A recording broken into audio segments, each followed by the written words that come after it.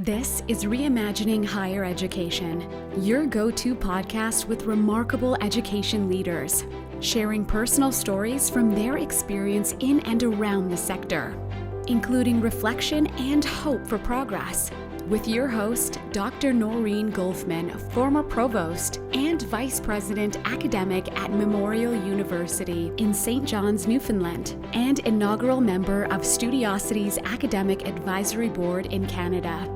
We collectively recognize that this podcast's hosts and guests have recorded this interview from across Turtle Island on the unceded and traditional territories of many nations in what we now know as Canada. We acknowledge past and current custodians of this land. Well, hello, everybody. I guess, as you know by now, Noreen Golfman. I'm on the Canadian Advisory Board of Studiosity, and I'm here with great honor and privilege to be talking to an old pal whom I don't see enough of, who's now wearing a new hat, an exciting hat, as President and CEO of Universities Canada.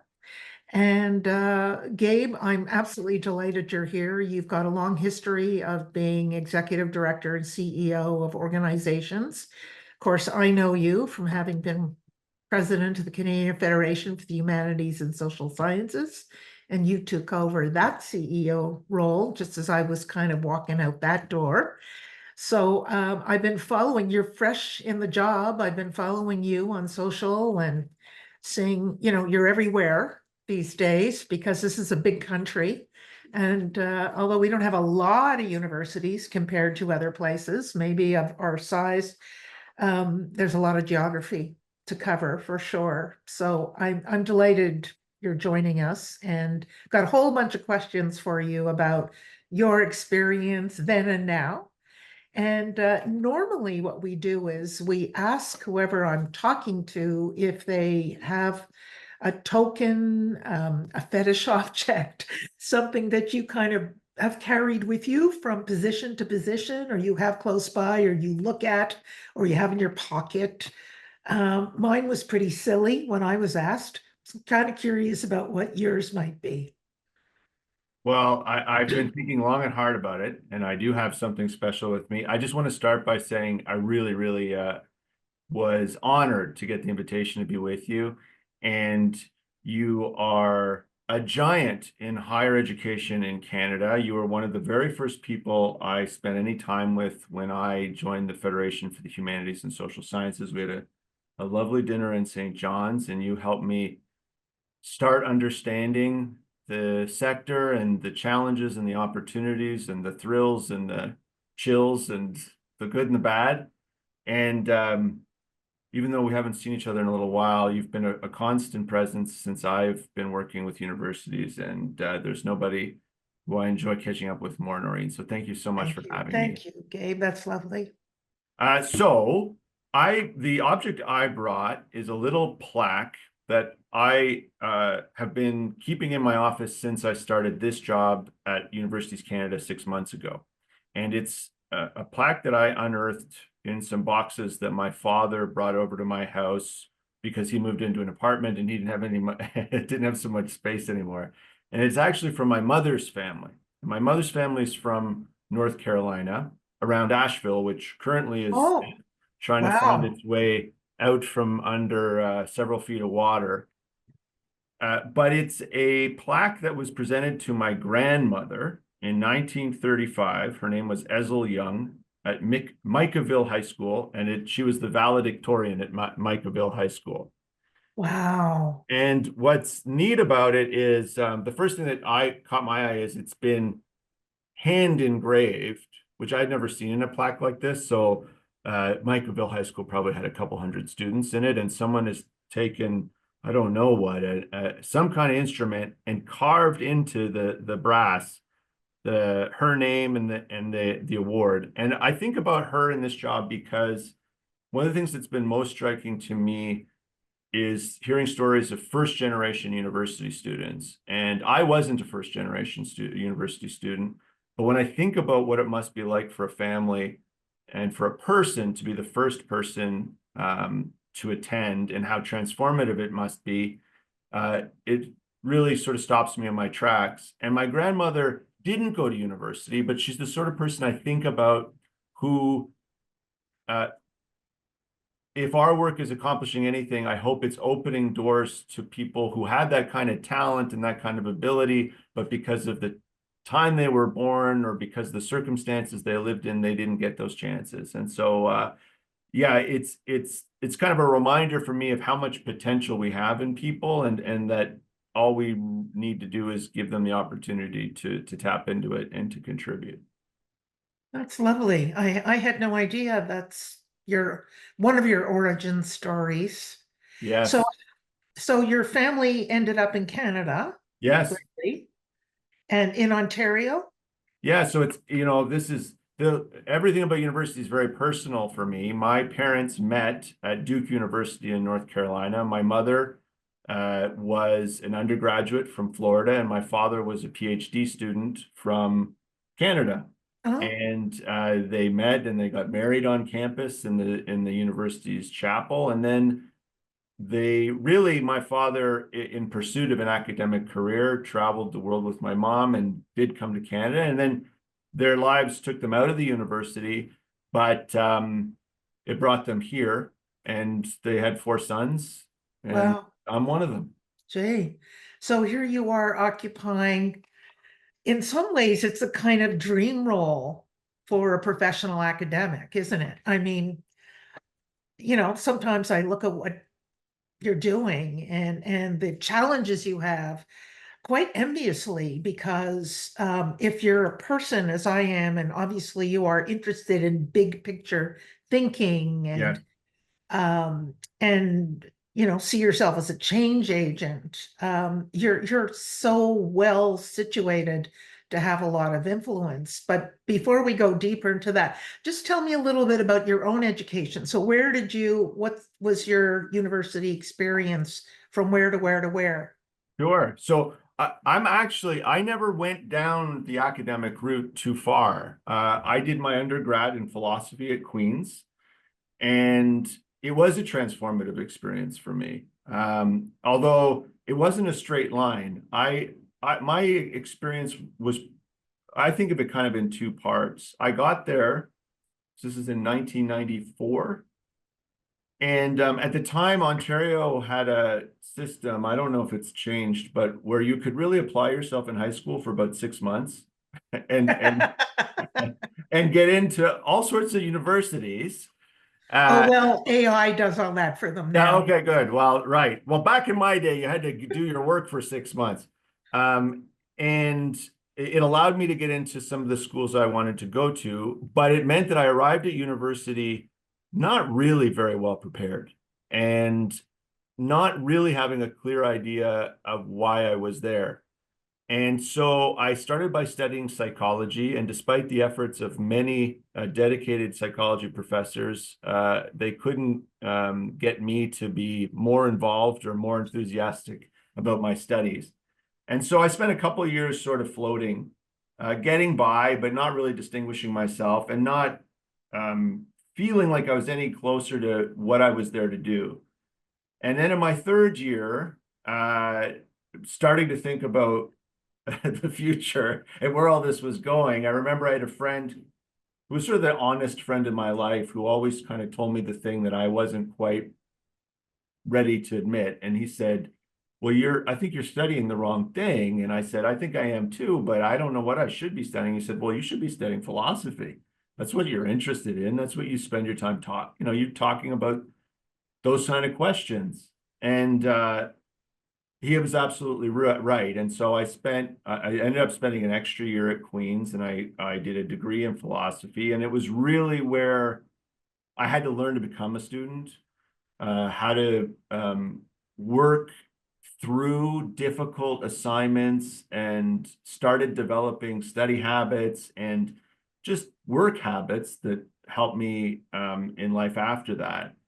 And I left there with a set of skills that I appreciated, but I think their values only gotten clearer to me as I've gone through my career. And I especially think the clarity in thinking and clarity in communicating, which people don't always associate with philosophy. But for me, it was really a place where I was challenged to say, what do you really mean? And what are you trying to say? And those have been two of the most important skills that I've had for the rest of my life. Yeah, I guess, when you're ready to, embrace the kind of demands of study and critical thinking, you're ready. If you're not, you're not, Yeah, you, we all come to it at different times, at yeah, different moments, exactly. for sure. So Queens, you're a proud Queens University alum, I I imagine. am. I am. It was, it was an eye opener for me. I grew up in a small town outside of Ottawa, and I think I kind of secretly assumed that everybody in the world was more or less like I was and like the folks that I grew up around. And Queens, although it wasn't the most diverse place at the time, there were people from different strata of Canadian society. And that was an eye opener for me that kids from private schools who would come in a class would come to Queens, it would seem. But then also kids from all over the country, some from other parts of the world, and all in this place that had a very strong idea of itself, a beautiful campus. And it wasn't all just a kind of blind embrace of what Queens represented, but it did over time really give me a deep affection for the place, and I'm very, very proud that I have an affiliation with it now. And so how do you think that experience, or if one could generalize, university experience is different these days for students? It strikes me it's radically different from, in some ways, you're offering an idealized memory of it. Yeah, One knows it's never that easy, but yeah, I totally get what you're saying about your own transformational experience. I mean, that's what one hopes, students are having in the best possible way. yeah. What do you think about then and now? Well, and just with the qualifications you were saying, obviously, even though I get to work with universities, I'm seeing the student experience from a distance, and I'm always trying to be careful not to fall into the old man thing of it's not just Yeah, the way it was when I was there. sure. A few things I'm struck by. I think in many ways I get the sense that the essence of the experience is still there, that this is a place where people have the chance, even if you don't go away from home, you're being dropped into an environment with people who are drawn from a much bigger circle of life than where you went to high school. And so there's a chance to reinvent yourself socially, and to express yourself in ways that perhaps you hadn't had the chance before.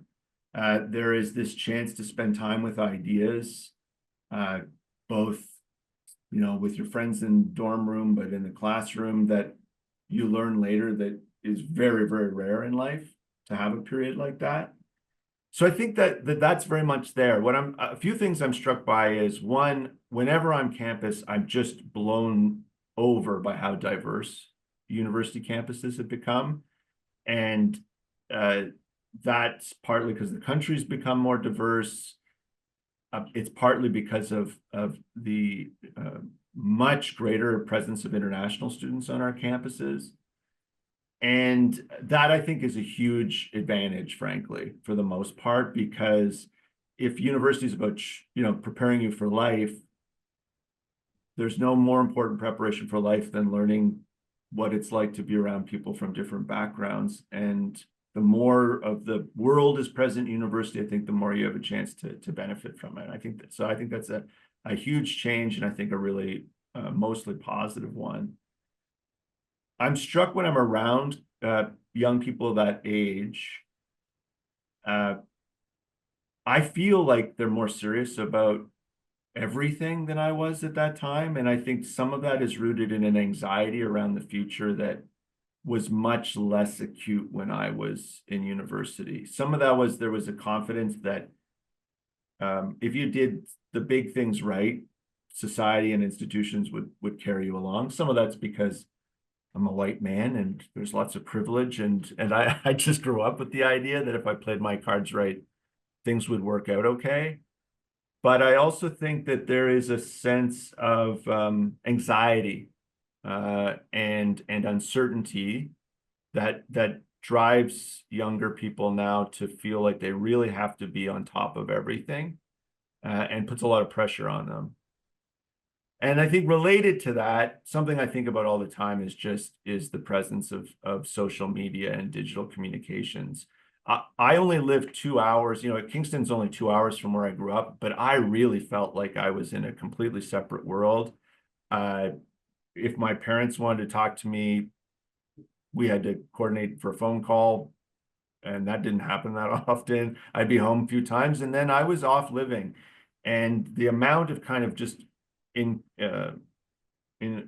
intrusion of the rest of the world on the experience everywhere you are now, and the ability for people to be in constant contact, I could see some benefits to it, but I could also see how that I so treasured the sense that I was sort of off in a place to go through a personal experience at university that I'm glad I didn't have a cell phone in my pocket that connected me to everybody on the planet.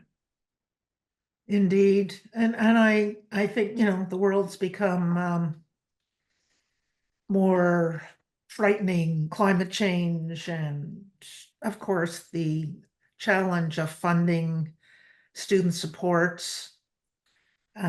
Universities, public universities, of course, everywhere across the planet are experiencing cutbacks, and there is a language of austerity that students might not have that language, but they're feeling the effects of it. Yeah.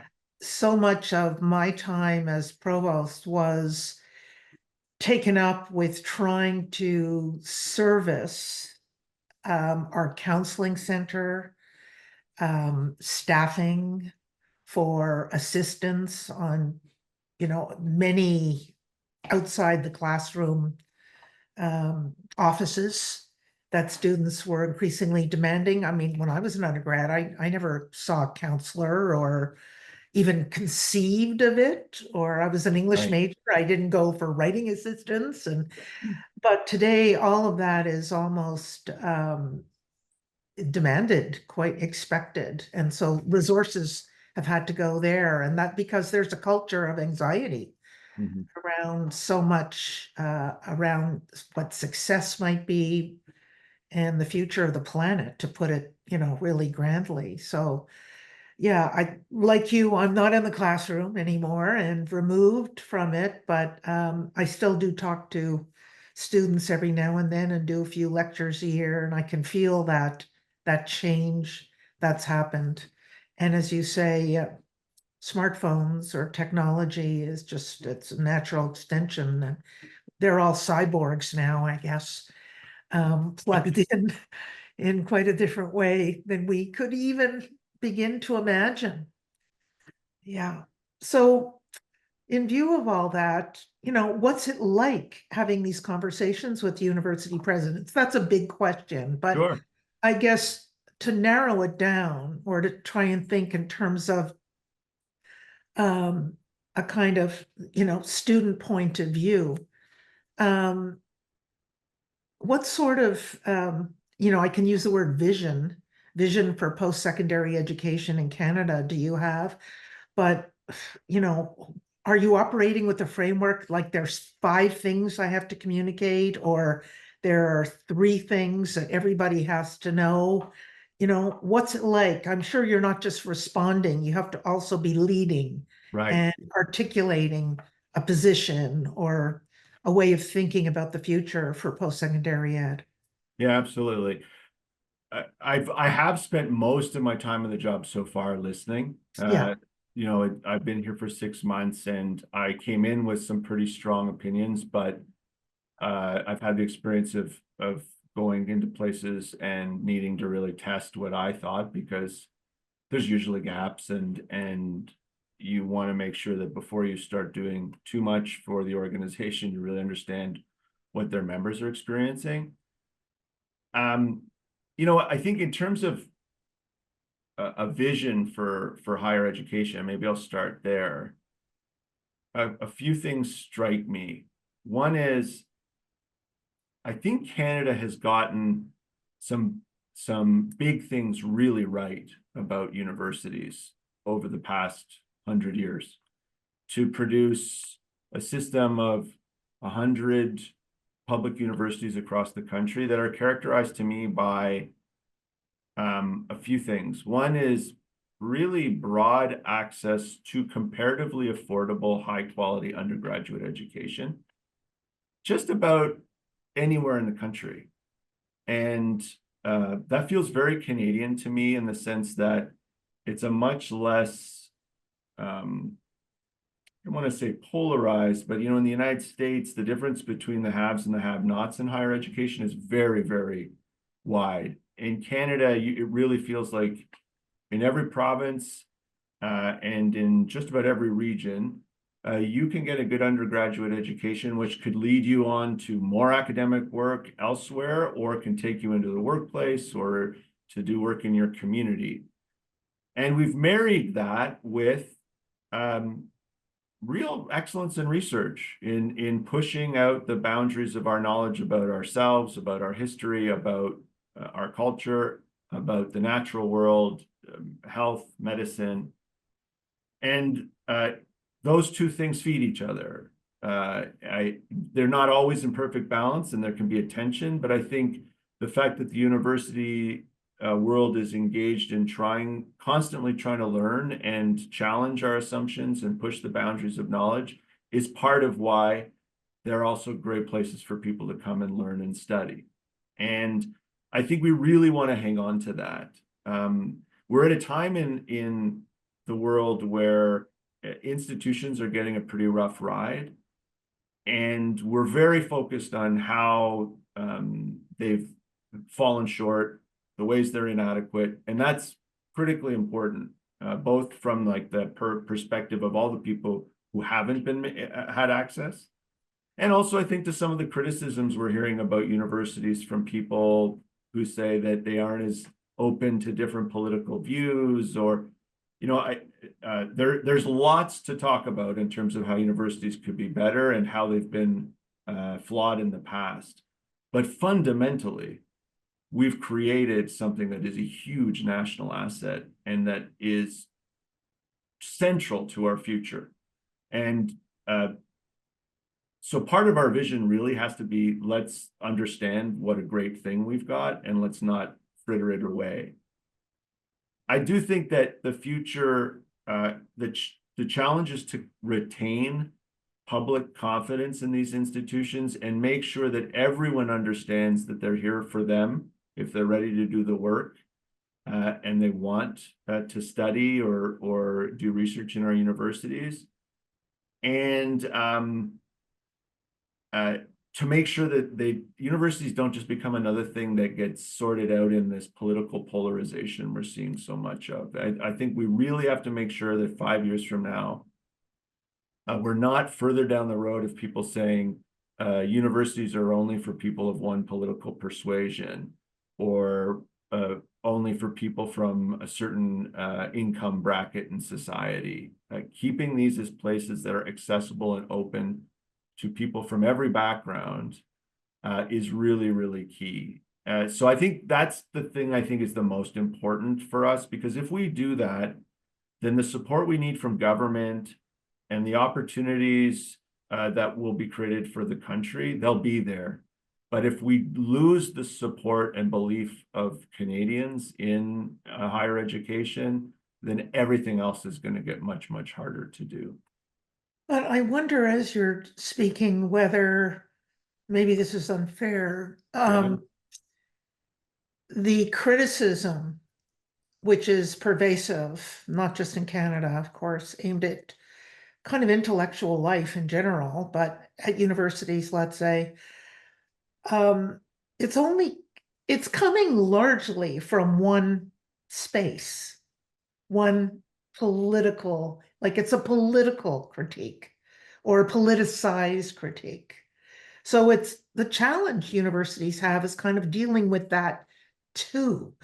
Not to be in some ways complicit in the criticism, but it's Right. not to have not like to challenge it Yes. as much as listen. Yeah. I think you're absolutely right. I think there's a real line that we have to walk where we don't validate everything bad people say Exactly. about the university Right. just so people feel heard. I think we have to be true to the mission of the institution.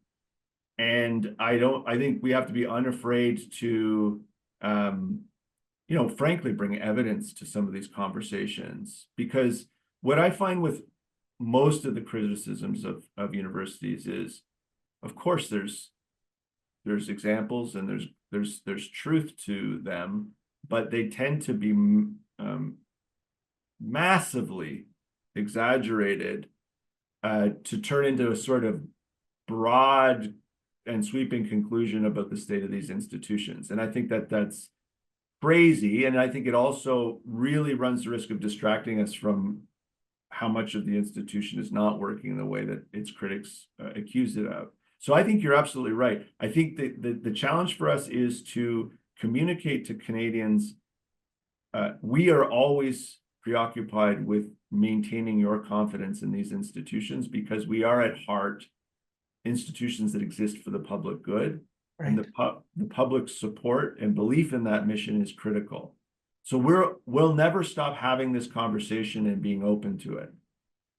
But that doesn't mean that we're going to agree with everything that people say about the university or that we're not going to come back with a different perspective. And it's a messy process. Universities are messy institutions. And I think that's part of what people need to start getting used to. There's always going to be something around university that makes people uncomfortable.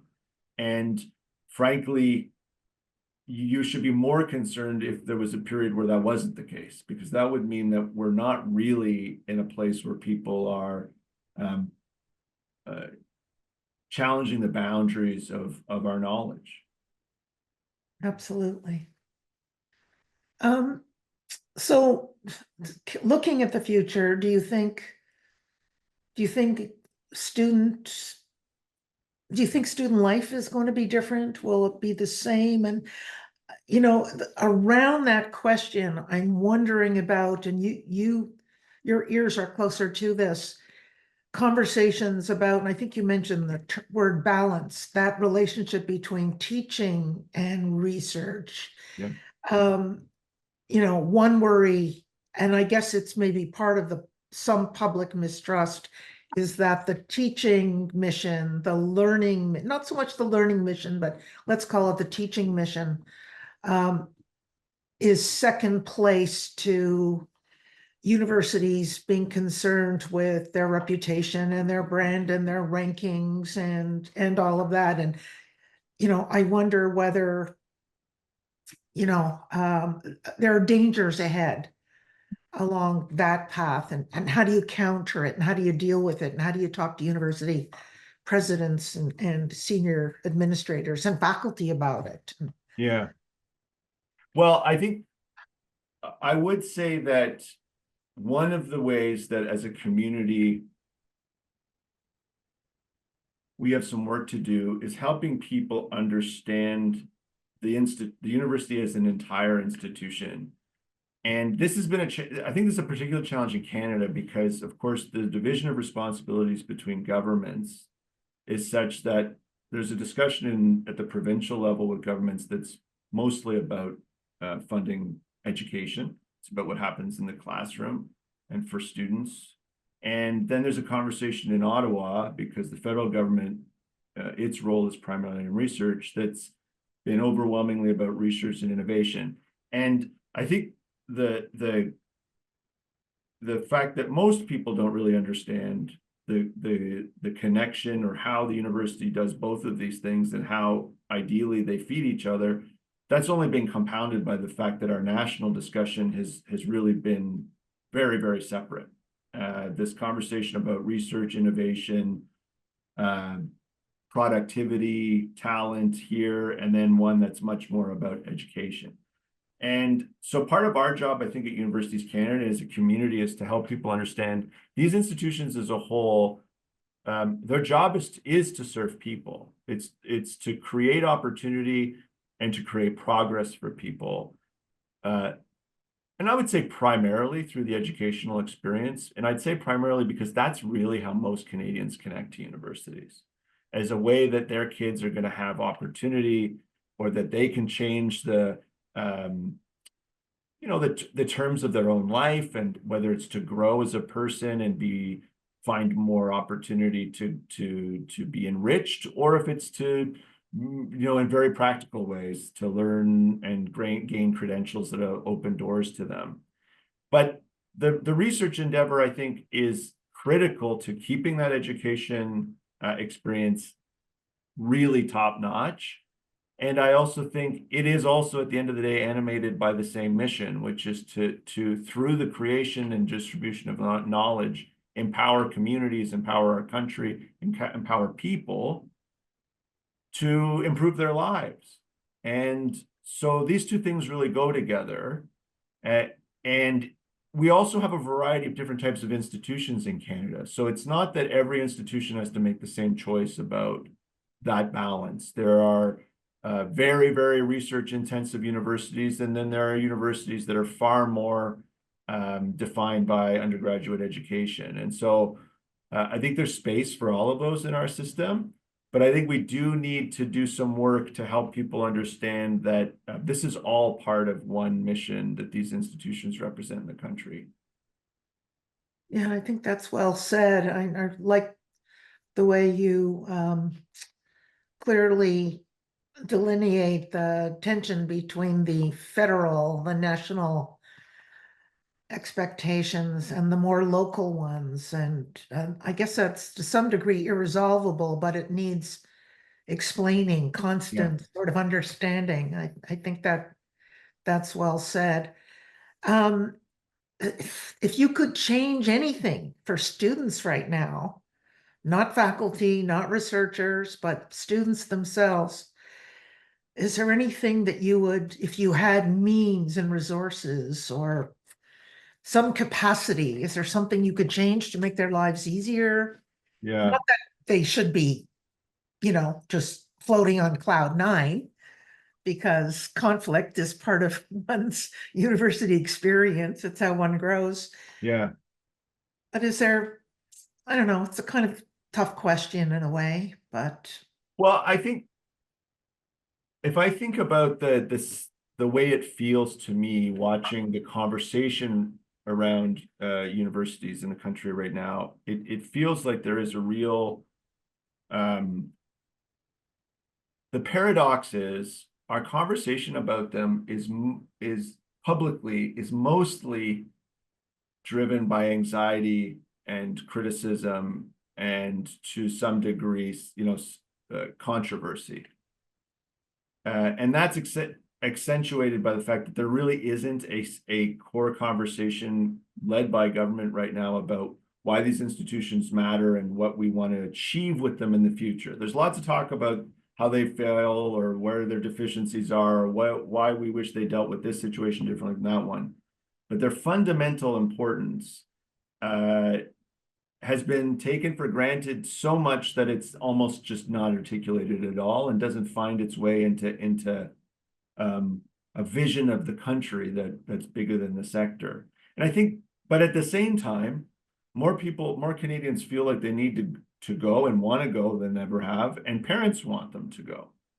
And so I think one thing I'd like to change is restoring a conversation generally in the country that's about why this is important and why you can feel good about what you're doing. And I think there's lots of evidence for that, both in terms of the personal benefits of a university, but also the professional and, income and career benefits of it. It is an investment in you. There are some trade-offs, there's cost to it, but it is immensely valuable to you and to your society. And I'd like students just to have that confidence. And I think we, whether we're business leaders or nonprofit or government, we owe it to them to be talking about these institutions and planning for their future in a way that's more reassuring than it is now. The other thing that's very practical is one of the things I've been struck by is when it comes to the cost of going to university, when I was in school, we mostly thought about the cost of tuition, but I think living expenses are really increasingly where the concern is. And I would hate for that to become a barrier or more of a barrier for people to, if they want, go away and have a university experience somewhere. So if I could snap my fingers, I think bringing down those living expenses, especially the cost of rent, and freeing people who have constraints to really take advantage of this opportunity because it has so much value. Right on. I mean, obviously the financial burden is only getting bigger because of cost of living, for people in general, let alone students. So Yes. yeah, if one had a magic wand, that would be one place to wave it for sure. Yeah. Yeah, I hope we're going in that direction, or I hope so. I mean, we are definitely living in cynical times and hard times. So, be interesting to see in 5 or 10 years if we have a more university affirming or public good affirming language around our attempts to serve the public good, for sure. I hope so. I think you have enormous opportunity in your role. Just the communication of that theme itself is Yeah. so very important. But I imagine you're also talking to elected officials and you're talking to just about everybody. And you have to sometimes tweak that conversation to whom you're speaking. Lots of challenges, no doubt. Yes. No, for sure. And but in a way, the goal and the message is in every conversation is very simple. It's to make sure that people don't get so caught up in whatever their particular criticism is of higher ed that they lose sight of its fundamental importance. And so, yes, there's different ways. If I'm talking to a conservative member of parliament or to a community activist, or obviously their concerns and the things that they want changed in higher education are different. But my goal in all of those conversations is to listen, and then, but to also be reaffirming, of course, this is important because these institutions are important, right? And the only time I really get worried is when people start talking as if you can just walk away. And I just think that's an incredibly dangerous attitude, and also one that's really unfair, because you hear it usually from people who've already got a degree and are reaping the benefits of it. And you think, whoa, if someone before you who didn't like this or that about the university had said, to heck with all of it, well, you wouldn't have had the opportunity that you've had. Mhm. And so it's a responsibility of all of us to continue to strengthen the institutions and have these conversations. It's not going to be the same vision from top to bottom of what they should be, but there's a lot there that everyone should be able to agree about. Yeah, and I should think that no matter where people are on the ideological spectrum, they would agree with that fundamental. I would hope so. Look, it's Yeah, me hard to too. imagine a world without university education being available, Yeah, being necessary, as you say, for progress. And even if one didn't believe in progress, if for personal change, anyhow. Universities are often criticized for being too conservative, not changing enough. So there's always that conversation, yes, both within the institutions and out beyond the institutions. So yes. yeah, for sure. Well, this has been wonderful. I'm just wondering if there's anything else you want to add in terms of whoever might be listening, students, faculty, staff, your colleagues? Any, doesn't have to be a message, but again, because our work at Studiosity is trying to support students in this environment, in ethical and positive ways. That's who we're hoping to reach Yeah. most of all through our work. And of course, directly and indirectly in yours as well, of course. Well, I want to ask you a question, but I would say, look, it feels like the world is asking or pressuring young people to sort of know how everything in their life is going to go from the age of Mm. 20. And I would say that my experience is a university education is a passport. It's not a visa. So it, but it means you're going to be able to do all sorts of different things in your life and have confidence in that, get the most out of the experience.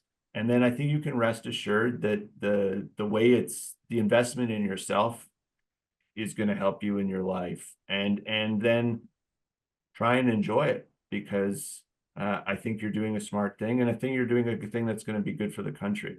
But Noreen, how long you been out, I've been retired for a little over 2 years now. and how are you feeling about, well, I guess first thing is the way that you think about it now different than it was, say, two years ago when you walked out? It's changing a bit. Yeah, Um, yeah, I'm experiencing hindsight and reflecting on the very, very difficult challenge that senior administrators have today. It was pretty tough when I was in office, but I think it's getting even tougher. yeah, Partly because of what you well said is the negative projection onto universities. Universities are meant to carry a lot of weight about the world in general these yeah, days. And financial challenges, cutbacks and all of that, I think are just getting more severe. And in this country, we have other political problems around, of course, international student recruitment, and we could go on about that. So in some ways, I'm relieved I'm not in that, the older I get, I'm not in that maelstrom of challenge. I think one of the things that retirement has given me an opportunity to think about is um, the difficulty that senior administrators have in not thinking outside the box, but in being grounded in what's really important, not feeling the pressure from their boards and the public and everything else. It's hard. There are a lot of contradictions in those roles. yeah, It's hard. And you yeah, have to be strong, tough, kind, a good listener. You have to be all of that. The skill set is just getting more and more difficult, challenging, and bigger, yeah, I think. So that's kind of the ways I've been thinking about it because things are changing all the time and the demands on student life are different. Finances, expenses, technology, pressure to succeed, as you say, to know what you're doing, by second year, and lots of competing challenges. So how universities can navigate their way through so many complicit and contradictory ways of being leaders for society at large. It's not easy, not yeah, easy. yeah, So, I think about that a lot. I think about writing about it a lot, but I think every time I think about writing it, it's already changing, or somebody is already writing what I'm thinking. I think I'm part of a lot of people thinking this way these days. yeah. Yeah. Well, it certainly matches my observations. I haven't had the experiences that you have of actually being a leader within a university, and I think one of the things that could be productive from this is, to some degree, I think leaders of most institutions are dealing with some of this, but universities kind of are an embodiment of what a challenging time it is. They're so Mhm. much more open frankly, than most institutions are. There is so much criticism from within and from without. And the powers of administrators are very much different than they are from people typically who lead in business or in government. And so the challenges you're describing are sort of most on display Right. in universities. And so I think as challenging as it is, if university presidents can navigate this period, it should be a hopeful signal to others whose challenges might not be quite as acute, but are also feeling the pressure of being in a place where it feels like people want your institution, but nothing your institution does is ever good enough for everybody. Yeah. Yeah, you have to be able to wear that and deal with it and turn it into something good, for sure. Yeah. Well, thank you, my friend. This has been wonderful. We could talk forever, but podcasts aren't really meant to exceed the speed limit or the time limit. So I'm going to thank you and wish you well and lots of great luck in your role. And I hope our paths cross again soon. They definitely will. And I'm just so grateful to you, Noreen. Thank you for spending time with me. Pleasure. Visit studiosity.com/Students First for information on the next Students First Symposium, an open forum for faculty, staff, and academics to candidly discuss and progress the issues that matter most in higher education.